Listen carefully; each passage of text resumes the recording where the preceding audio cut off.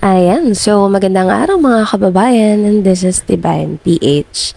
And mga kababayan, kahapon nga po ginanap ang ikatlong sona ng ating Presidente Ferdinand R. Marcos Jr.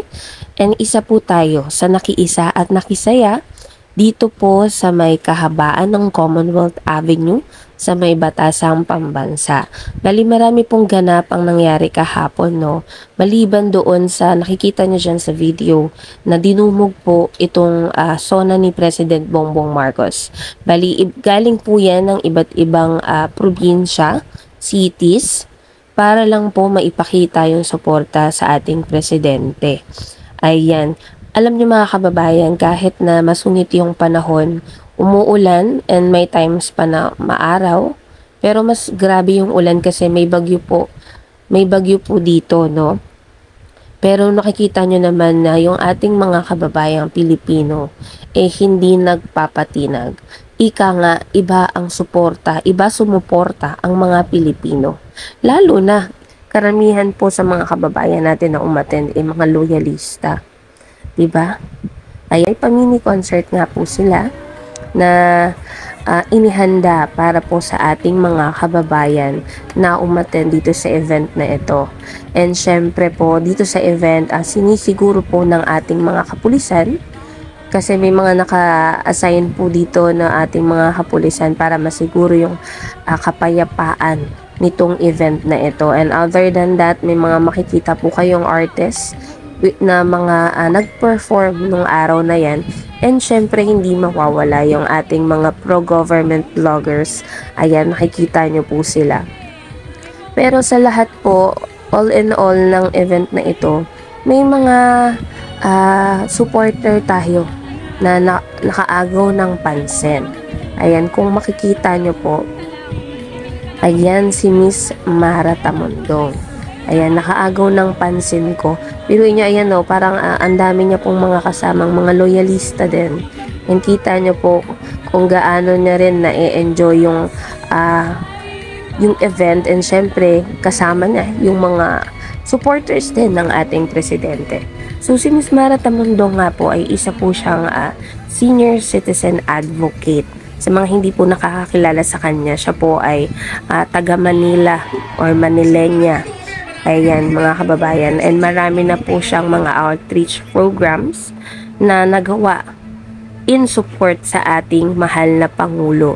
Ganyan talaga ang mga loyalista mga kababayan, biruin mo.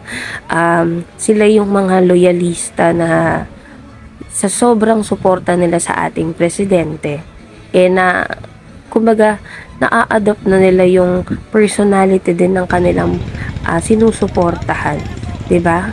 Marami talaga tayong mga kababayan na pagtumulong is 100% support talaga ang kanilang ibinibigay. So kung matatandaan nyo mga kababayan, doon sa ating post before, si Miss Mara po ay tumulong din kay Diwata nung nagsisimula pa lamang siya. So nagbigay po siya ng 30,000 para po pang suporta sa kanyang negosyo, dahil alam nyo naman na si Diwata rin ay isa rin pong Pilipino na gustong tumulong sa kapwa niya Pilipino. So naging instrumento si Ms. Mara Tamundong para makatulong sa ating mga kababayan.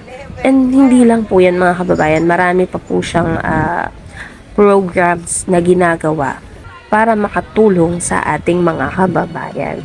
So, maswerte tayo dahil kahapon ay na-interview po natin si Ms. Mara Tamundong. So, ito po, panoorin nyo po yung interview namin sa kanya. Magandang hapon po sa inyong lahat. Nandito po tayo ngayon sa Sandigan Bayan. Kahit umuulan, talaga naman tuloy na tuloy po tayo sa pagsuporta sa ating mahal na Pangulong Bongbong Marcos.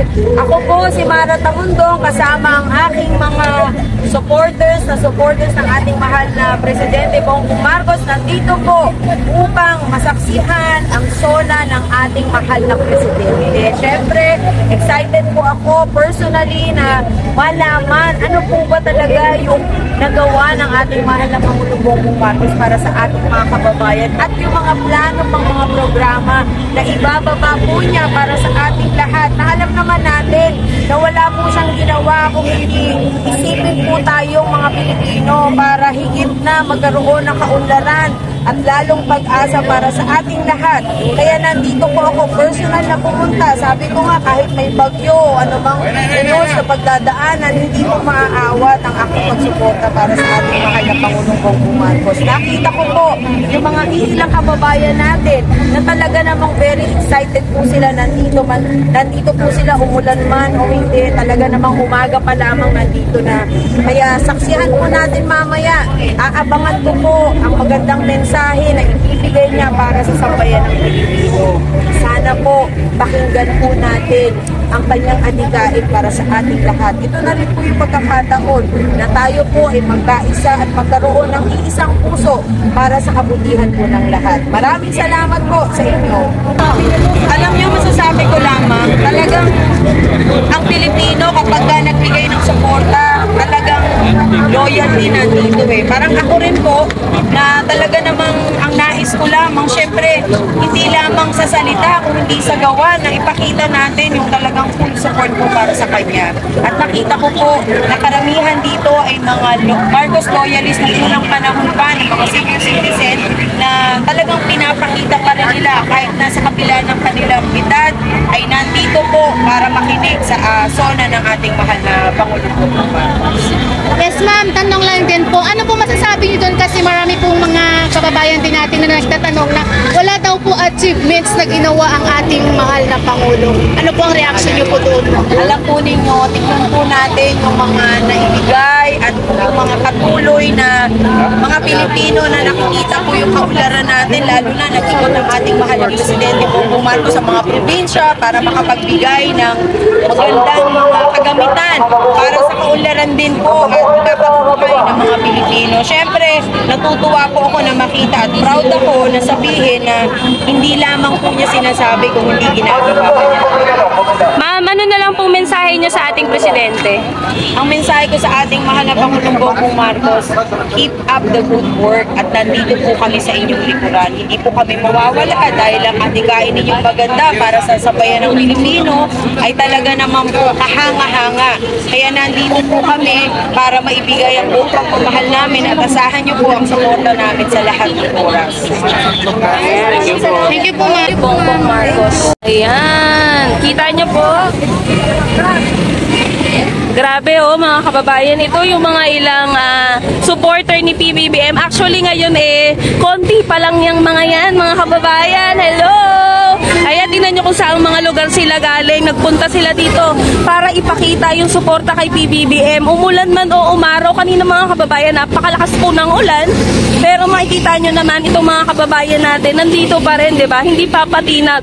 Kahit man malakas pa yung ulan or sobrang init pa, nandito sila. Partida yung iba dyan mga kababayan, wala pang mga payong yan. Pero ang aga na nandito, 6 a.m. Hello po! Hi sir! Kaya 6 a.m. pa lang yung iba dito nandito na para nga ipakita ang suporta kay President Bongbong Marcos. Bali mga kababayan, hanggang dun yan sa may COA, no? Pero dito muna tayo mag-i-stay, dito muna tayo mag-update. Ayan, mag-i-interview din tayo ng ilang mga kababayan natin.